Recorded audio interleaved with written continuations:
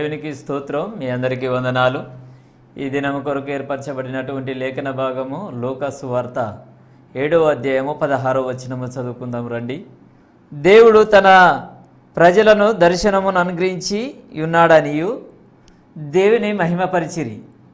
സന്ദർശിച്ച സ്ഥിതി മാറ്റുന്ന ദൈവത്തെ കുറിച്ചാണല്ലോ നാം ചിന്തിച്ചുകൊണ്ടിരിക്കുന്നത്. దర్శించి స్థితి మార్చే దేవుని గురించి మనం మాట్లాడుకుంటున్నాం. ആമേൻ. ఇశ్రాయేలు జనത്തെ సందర్శించ దైవం, ఇశ్రాయేలు ప్రజలను దర్శించిన దేవుడు, బేత్లెహేమును సందర్శించ దైవం, బెత్లెహేమును దర్శించిన దేవుడు, ఆమేన్. వ్యక్తిగతമായി సందర్శించ దైవం, వ్యక్తిగతంగా ఒక్కొక్కరిని దర్శించే దేవుడు. ഇന്ന് പകലും അവൻ ആമേ ഓരോ ജനത്തെയും സന്ദർശിച്ചുകൊണ്ടിരിക്കുകയാണ്. ఈ ఉదయకాలము కూడా ఆయన ఒక్కొక్కరిని దర్శిస్తున్నాడు. ആയിരക്കണക്കിന് ആളുകൾ ഓരോ ദിവസവും ദൈവത്തിന്റെ സന്ദർശനത്താൽ രക്ഷാനിർണയം പ്രാപിച്ച് ദൈവമക്കളായി തീർന്നുകൊണ്ടിരിക്കുകയാണ്. ఈ దినాల్లో కూడా దేవుడు దర్శించడాన్ని బట్టి రక్షణ నిశ్చయిత కలిగి అనేకులు ముందుకు సాగుతున్నారు. ദൈവം ആരെയാണ് സന്ദർശിക്കുന്നത്? దేవుడు ఎవరిని దర్శిస్తాడు? ആമേൻ. ദൈവം സന്ദർശിക്കുന്നത് തന്റെ ജനത്തെയാണ് സന്ദർശിക്കുന്നത്. దేవుడు తన జనులను దర్శిస్తున్నాడు.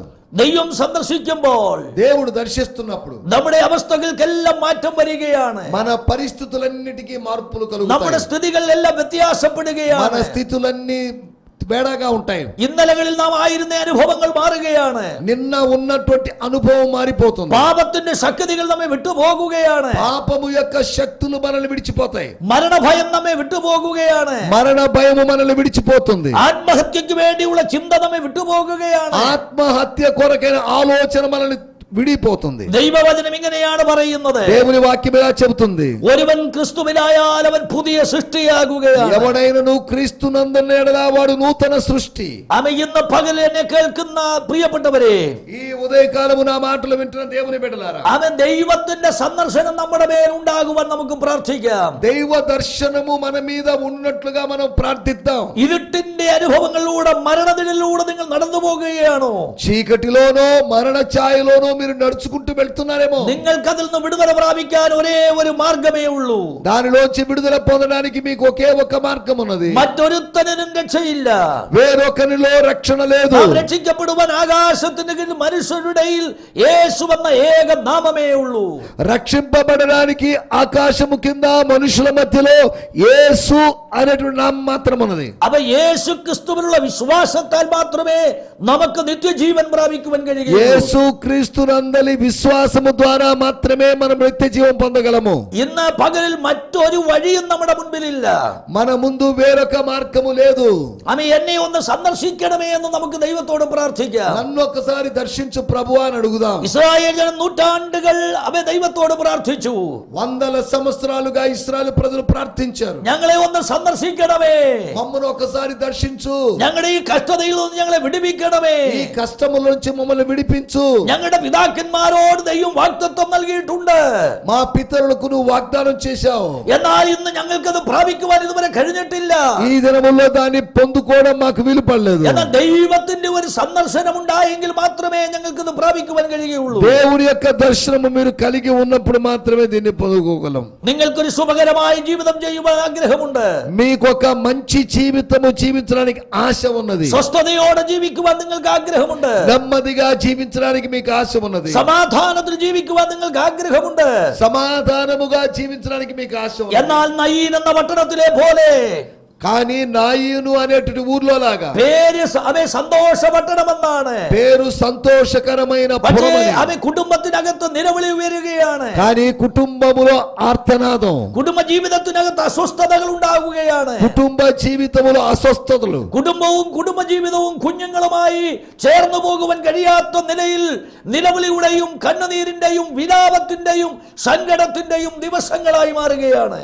ఒకవేళ మన కుటుంబంలో దేవుడు కష్టాలు నష్టాలు అనుమతించడం ద్వారా ఏడుస్తూ కన్నీరు కారుస్తున్నట్టు దినాల్లో ఉంటున్నామేమో మనం. അവിടെ ഒരു സമാധാന സ്വസ്ഥത ഉണ്ടാകണമെങ്കിൽ ఆమె దైవిక సందర్శనం നിങ്ങൾ అనుభవించే మదియాగియుള്ളൂ. సమాధానమైన స్వస్థత అనుభవం కావాలంటే దేవుడు మనల్ని దర్శించవలసినదే. ఇశ్రాయేల్ జనం నిలబిలిച്ചതുപോലെ, ఇశ్రాయేలీలు ఆర్తనాదము చేసినట్లుగా, బేత్లెహేమిల జనం నిలబిలిച്ചതുപോലെ, బెతలహేములో జనులు ఆర్తనాదము చేసినట్లు, సారా దైవసనం నిలబిలిച്ചതുപോലെ, సారా దేవుని సన్నిధిలో మొరపెట్టినట్లుగా, അനേക ആളുകൾ കഴിഞ്ഞ നാളുകളിൽ ദൈവമേ അവിടുന്ന് തന്നെ ഒന്ന് സന്ദർശിക്കണമേ എന്ന് പ്രാർത്ഥിക്കുകയാണ്. ప్రభువా మమ్మల్ని ఒక్కసారి దర్శించండి అని అనేకులు ప్రార్థించినట్లుగా, എന്റെ നിലവിളിയുടെ ശബ്ദം ഒന്ന് കേൾക്കണമേ, నా యొక్క మొరల శబ్దమును నువ్వు వినాలి, എന്റെ കണ്ണുനീർ അവിടുന്ന് ഒന്ന് കാണണമേ, నా కన్నీటిని నువ్వు చూడాలి, എന്റെ സങ്കടം അവിടുന്ന് അറിയണമേ, నా యొక్క శ్రమలను మీరు ఎరిగి ఉండాలి, എന്നെ ഒന്ന് വിടുവിക്കുവാൻ അവിടുന്ന് ഇറങ്ങി വരണമേ എന്ന് നിലവിളിക്കാം. నన్ను దర్శించడానికి దిగిరమ్మని అడగాలి. ഇന്ന് പകൽ മറ്റൊന്നും നിങ്ങൾ ചെയ്യേണ്ട. ఈ ఉదయకాలం మీరేం చేయాల్సిన అవసరం లేదు. ദൈവമുഖത്തേക്ക് നോക്കിക്കൊണ്ട് దేవుని యొక్క ముఖమును చూస్తూ, ദൈവമേ എന്റെ എന്റെ നിലവിളി നീ ഒന്ന് കേൾത്തേ മതിയാകുള്ളൂ, దేవుడా నా మొరను వినమని అడుగుదాం, എന്റെ കഷ്ടത അവിടുന്ന് ഒന്ന് കണ്ടേ മതിയാകുള്ളൂ, నా యొక్క కష్టాన్ని మీరు చూడాలి, എന്റെ സങ്കടങ്ങൾ അവിടുന്ന് ഒന്ന് അറിയണമേ, నా యొక్క కష్టములను మీరు ఎరిగి ఉండాలి. ലോകത്തിൽ ആരും എന്റെ നിലവിളി കേൾക്കുവാനില്ല, లోకములో నా మొరను వినేవాళ్ళు ఎవరు లేరు. നമുക്കറിയാം വിശുദ്ധ വേദപുസ്തകത്തിൽ നാം പഠിക്കുമ്പോൾ మనకు తెలుసు పరిశుద్ధ గ్రంథము మనం చదువుకున్నాం. മരുഭൂമിയിൽ ഒരു പൈതലിന്റെ നിലവിളി ഉയർന്നു കേൾക്കുന്നു. ఆ అరణ్యములో ఒక బాలుని యొక్క ఏడ్పు, അബ്രഹാമിന്റെ ദാസിയായ ഹാഗാറിന്റെ പൈതലായ ഇസ്മായിലിന്റെ നിലവിളിയാണ്. అబ్రహాము దాసి అయినటువంటి హాగరు యొక్క కుమారుని యొక్క ఆర్తనాదం. ആമേ അബ്രഹാമിന്റെ വീട്ടിൽ നിന്ന് അവർ പുറത്താക്കപ്പെട്ടിരിക്കുന്നു. వారు అబ్రహాము ఇంటి నుంచి తనిమి వేయబడ్డారు. ആ തന്റെ മകനുമായി അവൾ മരുഭൂമിയിലേക്ക് പോവുകയാണ് ഹാഗാർ. తన కుమారుని తీసుకొని ఆ అరణ్యములోకి ప్రవేశిస్తుంది హాగర్. ഇനി അവൾ എവിടേക്ക് പോകണമെന്ന് നമുക്ക് അറിഞ്ഞുകൂടാ. ఈమె ఎక్కడికి వెళ్ళాలో ఈమెకు తెలియదు. അവളെ ആര് സഹായിക്കുമെന്ന് നമുക്ക് അറിഞ്ഞുകൂടാ. ఆమెకు ఎవరైనా సహాయం చేస్తారో అది తెలియదు. അവളുടെ പൈതന്റെ ഭാവി എന്താകുമെന്ന് നമുക്ക് അറിഞ്ഞുകൂടാ. వాళ్ళ బిడ్డల యొక్క భవిష్యత్తు ఏంటో వారికి తెలియదు. അവൾ ആ കുഞ്ഞിനെ ഒരു അൻപിൻപാട് ദൂരത്ത് കൊണ്ടിട്ട് ഉറക്കം നിലവിളിക്കുകയാണ്. ఆ కుమారుని వింటి వేత దూరములో పెట్టి ఆమె ఇలా మొరపెడుతుంది. ആമേ അവളുടെ നിലവിളി കേട്ടതായി പുസ്തകം വായിക്കുന്നില്ല. ఆమె యొక్క మొరను దేవుడు విన్నాడని కాదు, എന്നാൽ ആ പൈതലിന്റെ നിലവിളി ദൈവം കേട്ടു എന്ന് തിരുവെഴുത്തിൽ ఆ എഴുതിയിരിക്കുന്നു. బాలుడు చిన్నవాని యొక్క మొరను దేవుడు విన్నాడని. അവൻ അബ്രഹാമിന്റെ സന്തതിയായതുകൊണ്ടാണ് ദൈവം അവന്റെ നിലവിളി കേട്ടത്. అతడు అబ్రహాము కుమారుడు కనుక ఆయన యొక్క ఆర్తనాదము దేవుడు విన్నాడు. ആമേ ഈ കുഞ്ഞ് ജനിക്കുന്നതിന് മുൻപ് ഇവിടെ അവന്റെ അമ്മയോട് ദൈവം ചില വാഗ്ദത്തങ്ങൾ നൽകിയിട്ടുണ്ട്. ఈడు పుట్టడానికి ముందుగా వీడి తల్లి అయినటువంటి హాగరుకు కొన్ని వాగ్దానములు ఉన్నవి. നിന്റെ ഉദരത്തിൽ ഒരു ആൺകുഞ്ഞാണ് ജനിക്കുന്നതെന്ന്, నీ కడుపులో ఒక మగ శిశువు మగ పిల్లవాడు పడతాడు. അവൻ ആമേൻ സ്തോത്രം 12 ഗോത്രങ്ങൾ അവനിൽ നിന്ന് ഉണ്ടാകുമെന്ന്, వాడు 12 గోత్రములు వాడి ద్వారా వస్తాయని, അവൻ സകല സഹോദരന്മാർക്കും എതിരെ പാർക്കുമെന്ന്, అతడు తన సహోదరులకు విరోధముగా അവൻ నివసిస్తాడు, കാട്ടു కഴുതയെ പോലെയുള്ളവനായിരിക്കുമെന്ന്, వాడు అడవి గాడిదను పోలిన వాడై ఉంటాడని, അവൻ മരുഭൂമിയിൽ ഒരു വില്ലാളിയായി തീരുമെന്ന്, అతడు అరణ్యములో ఒక మహా పరాక్రమశాలి అవుతాడు. അവനെ കുറിച്ചൊരു വാഗ്ദത്തം ദൈവം നൽകിയിട്ടുണ്ട്. వాని గురించినటువంటి వాగ్దానము దేవుడు చేశాడు. ആ വാഗ്ദത്ത സന്തതി മരുഭൂമിയിൽ നശിക്കുവാൻ ദൈവം അനുവദിക്കുകയില്ല. ఆ వాగ్దానము చేయబడిన సంతానము అరణ్యములో చనిపోవడం ఆయన చిత్తం. ഒരുപക്ഷേ നിങ്ങളുടെ അവസ്ഥ അവയെ വാഗ്ദത്തം കേട്ടതിൽ നിന്ന് വ്യത്യസ്തമായിരിക്കാം. ఒకవేళ మీ యొక్క సమస్య ఇతరుల సమస్య కన్నా భిన్నంగా ఉండొచ్చు. കഴിഞ്ഞ നാളിൽ നിങ്ങൾ കേട്ട വാഗ്ദത്തത്തിന് വിപരീതമായിട്ടായിരിക്കാം നിങ്ങളുടെ വ്യക്തി ജീവിതത്തിലും കുടുംബജീവിതത്തിലും തലമുറയിലും ശുശ്രൂഷയിലും ജീവിതത്തിന്റെ സമസ്ത മണ്ഡലങ്ങളിലും സംഭവിച്ചുകൊണ്ടിരിക്കുന്നത്. ఒకవేళ గత దినముల్లో విన్నదానికన్నా ఈ దినపు పరిస్థితులు మరింత చెడుగా కఠినంగా మారాయేమో. എന്നാൽ ഇവിടെ നിങ്ങൾ എന്താണ് വായിക്കുന്നത്? ఇక్కడ మనం చదువుతున్నది ఏమిటి? ഈ മരുഭൂമിയുടെ ഏകാന്തതയിൽ, ఈ మరుభూమి లేకపోతే అరణ్యము యొక్క ఒంటరితనములో ഒരൊറ്റ മനുഷ്യനും നിലവിളി കേൾക്കുവാനില്ല. ఆ మొరను వినేవాళ్ళు ఒక్క మనుషుడు కూడా లేడు. അവരെ സഹായിക്കുവാൻ അവിടെ ആരുമില്ല. వారికి సహాయము చేయడానికి ఎవరూ లేరు. അവരെ കാണുവാൻ അവിടെ ആരുമില്ല. వారిని చూడడానికి ఎవరూ లేరు. എന്നാലും അവർ മരുഭൂമിയിൽ നിലവിളിക്കുകയാണ്. ఇదిగో అయినప్పటికీ కూడా అరణ్యములో కేకలు వేస్తున్నారు. ഒരുപക്ഷേ നിങ്ങളുടെ നിലവിളിച്ചാൽ ആരും കേൾക്കുവാനില്ലാത്തൊരിടത്തായിരിക്കാം നിങ്ങൾ നിലവിളിക്കുന്നത്. ఒకవేళ మీరు మొర పెడితే మీరు మాట్లాడితే ఎవరు వినని చోటున మీరు ఉండొచ్చు. ഒരുപക്ഷെ നിങ്ങൾ നിലവിളിച്ചാലും എന്തിനാണ് നിലവിളിക്ക് ചോദിക്കുവാൻ നിങ്ങളുടെ വീട്ടിലോ നിങ്ങളുടെ സ്നേഹിതരോ നിങ്ങളുടെ കുടുംബത്തിലോ മറ്റാരുമില്ല എന്ന് വന്നേക്കാം. ఒకవేళ మీరు ఏడుస్తున్నప్పుడు అయ్యా ఎందుకు ఏడుస్తున్నావు, అమ్మా ఎందుకు ఏడుస్తున్నావు అని అడిగేవాళ్ళు లేకపోవచ్చు. പക്ഷേ ഇന്ന് പകൽ ഞാൻ നിങ്ങളോട് വിളിച്ചു പറയട്ടെ, ఈ ఉదయకాలము నేను మీతో చెప్తున్న విషయం ఏదనగా നിങ്ങളുടെ നിലവിളി നിർത്തരുത്. మీ యొక్క కన్నీటిని ఆపవద్దు. നീ നിലവിളിച്ചുകൊണ്ടേയിരിക്കുക. మీరు మొరపెడుతూనే നീ ఉండండి. ഉറക്ക നിലവിളിക്ക. మీరు గట్టిగా మొరపెట్టండి. സ്വർഗത്തിലെ ദൈവം നിന്റെ നിലവിളി കേൾക്കുന്ന ദൈവമാണ്. పరలోకములోని దేవుడు మీ మొరను వింటాడు. എന്തിനു വേണ്ടിയാണ് ഈ പൈതൽ നിലവിളിക്കുന്നത്? ఎందుకు ఈ బాలుడు మొరపెడుతున్నాడు? അവനെ കുടിക്കുവാൻ ദാഹജലമില്ലാതെ മരുഭൂമിയിൽ അവന്റെ ചുണ്ടുകൾ വരണ്ടു തുടങ്ങിയിരിക്കുന്നു. అతని పెదవులు ఎండిపోవడం ఆరంభించాయి నీళ్లు లేకపోవడం వల్ల ఎడారిలో. ചുട്ടുപൊള്ളുന്ന മണലാരണ്യത്തിലാണ് അവൻ കിടക്കുന്നത്. బాగా కాలిపోతున్నటువంటి ఇసుక మధ్యలో అతన్నాడు. മുകളിൽ നിന്ന് സൂര്യന്റെ അതികഠിനമായ ചൂടവന്റെ മേലടിക്കുന്നുണ്ട്. పైనుండి సూర్యుని యొక్క వేడి అతన్ని ఇబ్బంది పెడుతుంది. താഴെ ചുട്ടുപൊള്ളുന്ന മണലാരണ്യത്തിലാണ് അവൻ കിടക്കുന്നത്. కింద ఆ వేడెక్కినటువంటి ఇసుక నేలల మీద ఉన్నాడు. അവന്റെ ഏറ്റവും വലിയ ആവശ്യം അവന് ദാഹജലമാണ്. అతనికి అప్పుడు కావలసింది జలము. അവൻ ദൈവത്തോട് ഇങ്ങനെ ആയിരിക്കാൻ നിലവിളിച്ചത്. వాడు దేవునితో ఇలా మొరపెట్టిండు. അബ്രഹാമിന്റെ ദൈവമേ, అబ్రహాము దేవుడా, അബ്രഹാമിന്റെ പൈതലായ ഞാൻ നിന്നോട് നിലവിളിക്കുകയാണ്. అబ్రహాము కుమారుణ్ణైన నేను నీకు మొరపెడుతున్నాను. അബ്രഹാമിനോട് നീ വാഗ്ദത്തം നൽകിയിട്ടുണ്ട്.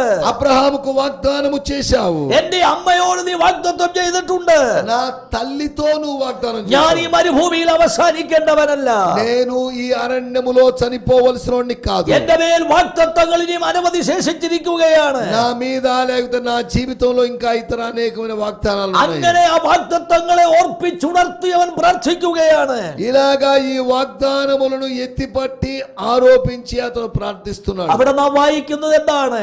అక్కడ మనం చదువుతున్నది ఏమిటి? ദൈവം ഹാഗാറിന്റെ കണ്ണുകളെ തുറന്നു കൊടുത്തു. దేవుడు హాగరు యొక్క కన్నులు తెరిచాడు. ദൈവം അവിടെ കണ്ണ് തുറന്നപ്പോൾ దేవుడు ఆమె కన్నులు తెరిచినప్పుడు അവൾക്കും അവിടെ തലമുറയ്ക്കും കുടിക്കുവാൻ ആവശ്യമുള്ള ഒരു നീരുറവ അവിടെ തുറന്നിരിക്കുന്നതായി അവൾ കാണുകയാണ്. ఆమెకు మాత్రమే కాదు ఆమె కుటుంబము ఇంకా కొంతమంది కొరకు కూడా ఆమె కొరకు ఒక నీటి బుగ్గ పుట్టింది. നിലവിളിക്കുന്ന ദൈവത്തിന്റെ പൈതലേ, ఏడుస్తున్నటువంటి దేవుని బిడ్డ, നീ ഏത് വിഷയത്തിന്റെ മുഖത്താണ് ഇന്ന് മകൾ നിലവിളിക്കുന്നത്? ఏ పరిస్థితిని బట్టి నువ్వు మొరపెడుతున్నావు? ഏത് പ്രതിസന്ധിയുടെ നടുവിൽ കിടന്നുകൊണ്ടാണ് നീ നിലവിളിക്കുന്നത്? ఏ ప్రతికూల పరిస్థితులను బట్టి నువ్వు మొరపెడుతున్నావు? ലോകത്തിൽ ആർക്കും നിന്നെ സഹായിക്കുവാൻ കഴിയാത്ത ഒരു പ്രത്യേക അവസ്ഥയിൽ ഇന്ന് മകൾ നീ ആയിരിക്കാം. ఒకవేళ లోకములో ఎవరు సహాయం చేయలేని పరిస్థితి, ഒരുപക്ഷെ നീ ജയിലറയിൽ കിടന്നുകൊണ്ടായിരിക്കാം നിലവിളിക്കുന്നത്. ఒకవేళ నువ్వు ఏదైనా అనుకూల పరిస్థితిలో నువ్వు ఉండొచ్చు. ആമേ, ലോകത്തിന്റെ ഏതെങ്കിലും ഒരു മൂലയിൽ ഒറ്റപ്പെട്ട ഒരു സ്ഥലത്ത് കിടന്നുകൊണ്ടായിരിക്കും നിലവിളിക്കുന്നത്. లోకములో ఏదో ఒక మూల ఉండి నువ్వు దుఃఖపడుతున్న వ్యక్తివై ఉండొచ్చు. ലോകത്തിലെ അധികാരികൾക്ക് നിന്നെ സഹായിക്കാൻ കഴിയാത്ത ഒരു പ്രതിസന്ധിയിലൂടെ ആയിരിക്കും നീ പോകുന്നത്. లోకములో అధికారులు ఎవరు నీకు సహాయం చేయలేని పరిస్థితిలో నువ్వు ఉన్నావేమో. നിന്റെ മാതാപിതാക്കളോ നിന്റെ സഹോദരങ്ങളോ നിന്റെ പ്രിയപ്പെട്ടവരോ നിന്നെ സഹായിപ്പാൻ അടുത്തില്ലായിരിക്കാം. ఒకవేళ నీ తల్లిదండ్రులో నీ తోబుట్టులో ఎవరు సహాయం చేయలేని పరిస్థితి ఏర్పడితే നീ ഇവിടെ നശിക്കേണ്ടവനല്ല, നീ ഇവിടെ അവസാനിക്കേണ്ടവനല്ല. നിന്റെ മേൽ ഒരു വാഗ്ദത്തം ശേഷിച്ചിട്ടുണ്ട്. గుర్తుపెట్టుకోండి, నువ్వు ఇక్కడ అంతము కావలసిన వాడివి కాదు, ఇక్కడ నీ జీవితం ముగిసిపోవాల్సింది కాదు అనే సంగతిని ഞാൻ ആത്മാവിൽ നിന്ന് മകൾ കണ്ടുകൊണ്ട് വിളിച്ചു പറയുകയാണ്. నేను ఆత్మలో చూసి చెబుతున్నాను. ഈ ദൈവവചനം നീ കേട്ടുകൊണ്ടിരിക്കുമ്പോൾ തന്നെ ఈ మాటలు నువ్వు వింటూ ఉండగా നിനക്ക് വേണ്ടി സ്വർഗത്തിലെ ദൈവം ചില അത്ഭുത പ്രവൃത്തികൾ ചെയ്തുകൊണ്ടിരിക്കുകയാണ്. నీ కొరకు పరలోకములోని దేవుడు కొన్ని అద్భుతములు చేస్తున్నాడు. നിനക്ക് വേണ്ടി ദൈവം ഒരുക്കി വെച്ചിട്ടുള്ള, കരുതി വെച്ചിട്ടുള്ള, സംഗ്രഹിച്ചു വെച്ചിട്ടുള്ള ചില നന്മകളെ ദൈവം നിനക്ക് വെളിപ്പെടുത്തി തരുവാൻ പോവുകയാണ്. దేవుడు నీ కొరకు దాచి ఉంచినటువంటి మేళ్ళని, దాచి ఉంచిన నిక్షేపాలని గురించి తెలియజేస్తాడు ఆయన. ദൈവം നിന്നോട് വാഗ്ദത്തം ചെയ്യുമ്പോൾ തന്നെ നിനക്ക് വേണ്ടതെല്ലാം ദൈവം കരുതി വെച്ചിട്ടുണ്ട്. నీకు వాగ్దానం చేసినప్పుడే నీకు అవసరమైన వాటిని ఆయన సిద్ధపరిచి ఉన్నాడు. ആമേൻ. ഹാഗാറും അവന്റെ പൈതലും ഈ മരുഭൂമിയിലൂടെ വരുമെന്ന് ദൈവത്തിന് അറിയാം. హాగరు మరియు ఆమె కుమారుడు ఈ అరణ్యములోకి వస్తారని ప్రభువుకు తెలుసు. അബ്രഹാമിന്റെ വീട്ടിൽ നിന്ന് അവർ പുറത്താക്കപ്പെടുമെന്ന് ദൈവത്തിന് അറിയാം. అబ్రహాము ఇంట్లో నుంచి వారు తరిమి వేయబడతారని వాళ్ళకి తెలుసు. എന്നാൽ ഈ മരുഭൂമിയിൽ അവർക്ക് കുടിക്കുവാൻ ആവശ്യമുള്ള ഒരു ഉറവ എത്രയോ നൂറ്റാണ്ടുകൾ നാളുകൾക്ക് മുമ്പ് ദൈവം തുറന്നു വെച്ചിരുന്നു. ఒకవేళ వారికి అరణ్యములో కొన్ని సంవత్సరాల క్రితమే వారి నిమిత్తము ఒక నీటి బుగ్గను దేవుడు తొలిపించాడు. ഒരുപക്ഷേ നിങ്ങളുടെ ഭാവിയെ ചൊല്ലിയായിരിക്കാം നിങ്ങൾ നിലവിളിക്കുന്നത്. ఒకవేళ మీ భవిష్యత్తును గురించి ఆలోచిస్తున్నారు. നിങ്ങളുടെ കുഞ്ഞിന്റെ ഭാവി എന്തായി തീരുമെന്നാണോ നിങ്ങളുടെ പ്രയാസം, ഭാരം, നിങ്ങളുടെ സങ്കടം? మీ కుమార్తె యొక్క భవిష్యత్తు ఏమవుతుంది అని మీరు ఆలోచిస్తూ దిగులు పడుతున్నారు. ഹാഗാർ എന്താണ് പറഞ്ഞതെന്ന് നമുക്കറിയാം. హాగరు ఏం చెప్పిందో మనకు తెలుసు. എന്റെ പൈതന്റെ നിലവിളി എനിക്ക് കാണണ്ട, నా బిడ్డ యొక్క కన్నీరు నేను చూడకూడదు. ഒരുപക്ഷേ ദീർഘവർഷങ്ങളായി കിടക്കയിൽ കിടക്കുന്ന ഒരു തലമുറയെ നോക്കിക്കൊണ്ടായിരിക്കാം നിങ്ങൾ നിലവിളിക്കുന്നത്. ఒకవేళ మంచం మీద రోగశయ్య మీద ఉన్నటువంటి ఒక తరము, ഒരുപക്ഷേ നാളുകളായി മാനസിക രോഗിയായി കിടക്കുന്ന തലമുറയെ നോക്കിക്കൊണ്ടായിരിക്കാം നിങ്ങൾ കരയുന്നത്. ఒకవేళ మానసిక రోగులుగా మారిన వారిని బట్టి నీవు కుంగిపోయిన పరిస్థితి. ഒരുപക്ഷേ ആമേൻ ഡ്രഗ്സിന് അഡിക്റ്റ് ആയിട്ടുള്ള ആമേൻ സ്തോത്രം അങ്ങനെയുള്ള ഒരു തലമുറയെ നോക്കിക്കൊണ്ടായിരിക്കാം നിങ്ങൾ നിലവിളിക്കുന്നത്. ఒకవేళ మాదక ద్రవ్యాలకి మత్తు మందుకు అలవాటు పడినటువంటి గుంపును బట్టి నువ్వు దుఃఖిస్తున్నావేమో. ഒരുപക്ഷേ നിന്റെ വീട് വിട്ടുപോയ ഒരു തലമുറയെ ചൊല്ലിയായിരിക്കാം നീ കരയുന്നത്. ఒకవేళ నీ ఇంటి వారిని లేదా ఇంటిని వదిలిపెట్టినటువంటి అనుభవాన్ని బట్టి నువ్వు విలపిస్తున్నావేమో. ഒരുപക്ഷേ മുൻപോട്ട് നിന്റെ കുഞ്ഞുങ്ങൾക്ക് വിദ്യാഭ്യാസം കൊടുക്കുവാൻ കഴിയാതെ അവരുടെ ഭാവിയെ ഓർത്തായിരിക്കാം നീ കരയുന്നത്. ఒకవేళ నీ బిడ్డలకు మంచి చదువులు చదివించలేని, ఫీజులు కట్టించలేని పరిస్థితిలో ఉండి నువ్వు కన్నీరు కారుస్తున్నావు. ഒരുപക്ഷേ കുടുംബജീവിതം തകർന്ന അനുഭവത്തിൽ ഇനി എന്താ, ഇനി എങ്ങനെ മുന്നോട്ട് പോകും എന്ന് ചിന്തിച്ചായിരിക്കാം കരയുന്നത്. ఒకవేళ ఇంకా ఏం జరుగుతుంది లేకపోతే జరగబోతుంది అనే వాటి గురించి ఆలోచిస్తున్నాను. ഞാൻ ഇന്ന് പകൽ പരിശുദ്ധാത്മ പൂർണ്ണനായി നിങ്ങളോട് വിളിച്ചു പറയട്ടെ, నేను ఈ దినము పరిశుద్ధాత్మ నింపుదలతో చెప్పదలుచుకున్న നിങ്ങൾ ഇന്നായിരിക്കുന്ന അവസ്ഥയിൽ നിങ്ങൾ തകർന്നു പോകുവാൻ, നശിച്ചു പോകുവാൻ, ഇല്ലാതായി പോകുവാൻ ദൈവം അനുവദിക്കുകയില്ല. మీరు ఉంటున్నటువంటి ఎటువంటి పరిస్థితుల్లోనైనా మీరు లేకుండా పోవడం, మీరు విరిగిపోవడం అనేది దేవునికి ఏమాత్రం ఇష్టం లేదు. നിങ്ങൾ ഇതുവരെ കാണാത്തതൊന്ന് ദൈവം നിങ്ങൾക്ക് വേണ്ടി കരുതി വെച്ചിട്ടുണ്ട്. మీరు ఇప్పటి వరకు చూడని దాన్ని దేవుడు ఎత్తిపెట్టి ఉన్నాడు. ലോകത്തിൽ ആർക്കും വെളിപ്പെട്ടിട്ടില്ലാത്തതൊന്ന് നിങ്ങൾക്ക് വേണ്ടി ദൈവം കരുതി ഒരുക്കി വെച്ചിട്ടുണ്ട്. లోకానికి ఎవరికి అర్థం కానటువంటి విషయాల్ని, సంగతులను ఆయన మీకోసం దాచిపెట్టాడు. നിലവിളിക്കുന്നത് വെറുതെയല്ല, మీరు కన్నీరు విడవడం, మొరపెట్టడం వృధా కాదు. നീ കരഞ്ഞത് വെറുതെയല്ല, నీవు ఏడ్చింది వృధా కాదు. നിന്റെ വിഷയത്തിന് മേൽ ദൈവത്തിന്റെ ഇടപെടൽ സംഭവിക്കാൻ പോകുകയാണ്. నీ యొక్క కుటుంబ జీవితం మీద దేవుని యొక్క దర్శనం, అనుభవం కలుగు. ദൈവം നിങ്ങൾക്ക് വേണ്ടി ഇടപെടണമെങ്കിൽ, దేవుడు మీ కొరకు జోక్యం చేసుకోవాలి. ദൈവം നിങ്ങളുടെ വിഷയത്തിൽ പ്രവർത്തിക്കണമെങ്കിൽ, దేవుడు మీ విషయంలో పని చేయాలంటే നിങ്ങൾ ദൈവത്തിന്റെ മക്കളായി മാറണം. మీరు దేవుని బిడ్డలుగా మారాలి. അതുകൊണ്ടാണ് നാം വായിച്ചത് ദൈവം തന്റെ ജനത്തെ സന്ദർശിക്കുന്നുവെന്ന്. దేవుడు తన ప్రజలను దర్శించాడు. ആമേൻ. ദൈവവചനം നാം പഠിക്കുമ്പോൾ, మనము దేవుని వాక్యము చదివినప్పుడు അവനെ കൈക്കൊണ്ടവന്റെ നാമത്തിൽ വിശ്വസിക്കുന്ന ഏവർക്കും ദൈവ മക്കളാകുവാൻ അവൻ അധികാരം കൊടുത്തു.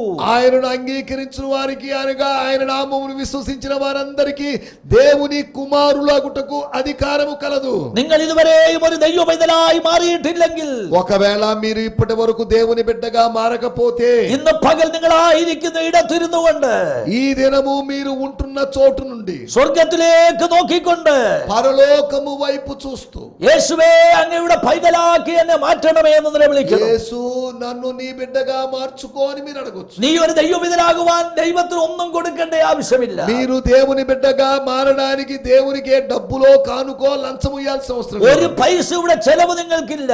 ఒక్క పైసా కూడా ఇవ్వాల్సిన అవసరం లేదు. 2000 വർഷങ്ങൾക്ക് മുൻപ്, 2000 సంవత్సరాల క్రితం മനുഷ്യവർഗത്തിന്റെ പാപത്തിന്റെ പരിഹാരത്തിന് വേണ്ടി మనుషుల యొక్క పాప పరిహారము నిమిత్తం ക്രൂശിൽ മരിച്ച യേശു ക്രിസ്തുവിന്റെ കാൽവറി മരണം, ఈ కలువరి సిలువలో యేసు ప్రభు యొక్క మరణం, അത് എന്റെ പാപത്തിന്റെ പരിഹാരത്തിലായിരുന്നു എന്ന് നീ ഹൃദയം കൊണ്ട് വിശ്വസിച്ച്, అది నా పాప పరిహారము కొరకు అని నీవు నమ్మితే, എന്നെ ഒരു ദൈവപിതനാക്കി മാറ്റണമെന്ന് നീ കണ്ണുനീരോടെ കരയുമെങ്കിൽ, నన్ను నీ బిడ్డగా మార్చుకో నువ్వు కన్నీటితో ప్రార్థిస్తే, എന്റെ പാപങ്ങളെ അവിടുത്തെ രക്തത്താൽ കഴുകി എന്നെ വിശുദ്ധീകരിച്ച് അങ്ങയുടെ മകനാക്കി മകളാക്കി മാറ്റണമെന്ന് അവിടുന്ന് കരയുമെങ്കിൽ, നിലവിളിക്കുമെങ്കിൽ, പ്രാർത്ഥിക്കുമെങ്കിൽ, నన్ను నీ రక్తము చేత కడిగి నా పశ్చాత్తాపాన్ని స్వీకరించి నన్ను నీ కుమార్తెగా కుమారునిగా మార్చుకోమని అడిగితే, അങ്ങനെ നീ പ്രാർത്ഥിക്കുമ്പോൾ നീ ദൈവപൈതലായി മാറുകയാണ്. అలా నీవు ప్రార్థిస్తే నీవు దేవుని బిడ్డగా మారుతావు. അങ്ങനെ ദൈവത്തിന്റെ വകയായി മാറിയ ദൈവപൈതലേ, అలాగా దేవుని బిడ్డగా మారిన వ్యక్తి, ദൈവവചനപ്രകാരം ജീവിക്കുന്ന ദൈവപൈതലേ, దేవుని వాక్య ప్రకారము జీవిస్తున్నటువంటి దేవుని బిడ్డ, ഞാൻ 100% ഉറപ്പായി നിങ്ങളോട് പറയുന്നു, నేను 100కి 100 నిశ్చయతతో చెప్తున్నాను, ഈ ദിവസങ്ങളൊന്നിൽ ദൈവം നിങ്ങളെ സന്ദർശിച്ച് നിങ്ങളുടെ സ്തുതികൾ മാറ്റുവാൻ പോകുകയാണ്. ఈ దినములలో దేవుడు మిమ్మల్ని దర్శించి మీ స్థితిని మారుస్తాడు. ദൈവം നിങ്ങൾക്ക് വേണ്ടി ഒരുക്കി വെച്ചിട്ടുള്ളത്, കരുതി വെച്ചിട്ടുള്ളത്, സംഗ്രഹിച്ചു വെച്ചിട്ടുള്ളത് വെളിപ്പെട്ടു വരുവാൻ പോകുകയാണ്. దేవుడు మీ కొరకు దాచి ఉంచినది, ఎత్తి పెట్టి ఉంచి ఉన్నది, దాని గురించి ప్రత్యక్షత మీకు అనుగ్రహించబడుతుంది. സെഫന്യാവിന്റെ പ്രവചനം 2-ാം അധ്യായത്തിൽ 7-ാം വാക്യത്തിൽ ഇങ്ങനെയാണ് വായിക്കുന്നത്. సెఫన్యా గ్రంథము 2వ అధ్యాయము 7వ వచనములో ఇలా రాయబడింది, തീരപ്രദേശം തന്റെ യഹൂദാഗൃഹത്തിന്റെ ശേഷിപ്പിനാകും. దేవుని యొక్క ప్రజల యొక్క శేషము తీర ప్రాంతములో ఉంటుంది అని రాయబడింది. ദൈവം തന്റെ ജനത്തെ സന്ദർശിച്ച് സ്ഥിതി മാറ്റുമല്ലോ. దేవుడు తన ప్రజలను దర్శించి స్థితిని మారుస్తాడు కదా. എവിടെയൊക്കെ ദൈവം സന്ദർശിച്ചിട്ടുണ്ടോ അവിടെയൊക്കെ അവരുടെ സ്ഥിതികൾ മാറിയിട്ടുണ്ട്. ఎక్కడెక్కడ దేవుడు దర్శించాడో అక్కడ స్థితిగతులను మార్చాడు. ലക്ഷോപലക്ഷം ആളുകളുടെ സാക്ഷ്യമാണിത്. లక్షలాది మంది ప్రజల యొక్క సాక్ష్యం ఇది. ജീവനുള്ള ദൈവം ആരെയൊക്കെ സന്ദർശിച്ചിട്ടുണ്ടോ അവരുടെ എല്ലാ സ്തുതികൾക്ക് ദൈവം മാറ്റം വരുത്തിയിട്ടുണ്ട്. జీవము గల దేవుడు ఎవరెవరిని దర్శించాడో వాళ్ళ స్థితిగతులన్నింటినీ మార్చి അവരുടെ വ്യക്തിപരമായ ജീവിതം മാറിയിട്ടുണ്ട്. వారి యొక్క వ్యక్తిగతమైనటువంటి జీవితములు మారాయి. അവരുടെ കുടുംബ ജീവിതം മാറിയിട്ടുണ്ട്. వారి యొక్క కుటుంబ జీవితము మారింది. അവരുടെ തലമുറയുടെ ജീവിതം മാറിയിട്ടുണ്ട്. వారి యొక్క తరువాతి తరము వాళ్ళ యొక్క അവരുടെ జీవితం ഭൗതിക മണ്ഡലങ്ങൾക്ക് മാറ്റം വന്നിട്ടുണ്ട്. వారి భౌతికమైన పరిస్థితుల్లో మార్పు వచ్చింది. അവരുടെ ആത്മീക ജീവിതം മാറിയിട്ടുണ്ട്. వారి ఆత్మీయ జీవితంలో మార్పు వచ్చింది. എല്ലാ മേഖലയിലും ദൈവം അവരെ സന്ദർശിച്ച് സ്ഥിതി മാറ്റുകയാണ്. అన్ని రంగముల్లో దేవుడు వారిని తప్పించాడు, లేకపోతే కాపాడాడు. എന്തുകൊണ്ടാണ് സ്ഥിതി മാറാതിരിക്കുന്നത്? ఎందుకొరకు మన స్థితి మారడం లేదు? ആമേൻ. നിങ്ങളുടെ മേൽ ആധിപത്യം പറയുന്ന, നിങ്ങളുടെ മേൽ അവകാശം പറയുന്ന ഒരു പൈശാചിക മണ്ഡലം നിങ്ങളുടെ മേൽ ഉയർന്നു നിൽക്കുന്നുണ്ട്. మీ మీద అధికారాన్ని పలుకుతూ అధికారాన్ని చెలాయిస్తున్నట్టు అంధకారపు శక్తులు ఉన్నాయి. അത് പൈശാചിക ശക്തിയാണ്. అది పిశాచి సంబంధమైన శక్తి. യേശു ഇങ്ങനെ പറഞ്ഞു, యేసు ఇలా అన్నాడు, അറപ്പാനും മുടിപ്പാനും മോഷ്ടിപ്പാനും അല്ലാതെ കള്ളൻ വരുന്നില്ല. దొంగలించడానికి, హత్య చేయడానికి, నాశనము చేయడానికి తప్ప దొంగ దేనికి రావడం లేదు. പിശാചിനെ കുറിച്ച്, സാത്താനെ കുറിച്ച് വേദപുസ്തകം പറയുന്നവൻ കള്ളനാണെന്നാണ്. పిశాచి లేకపోతే అపవాది సాతానుడు గురించి దేవుని వాక్యం చెప్తూ പിശാച് ഒരിക്കലും നമ്മുടെ നന്മയെ ആഗ്രഹിക്കുന്നില്ല. సాతానుడు ఎప్పుడు మన మంచి కోరుకోడు. നമ്മുടെ സന്തോഷം ആഗ്രഹിക്കുന്നില്ല. వాడు మన సంతోషాన్ని కోరుకోడు. നമ്മുടെ സമാധാനം ആഗ്രഹിക്കുന്നില്ല. మన సమాధాన స్థితిని కోరుకోవడం లేదు. അവൻ നമുക്കുള്ളതെല്ലാം കൊള്ളയടിക്കാൻ വരുന്നവനാണ്.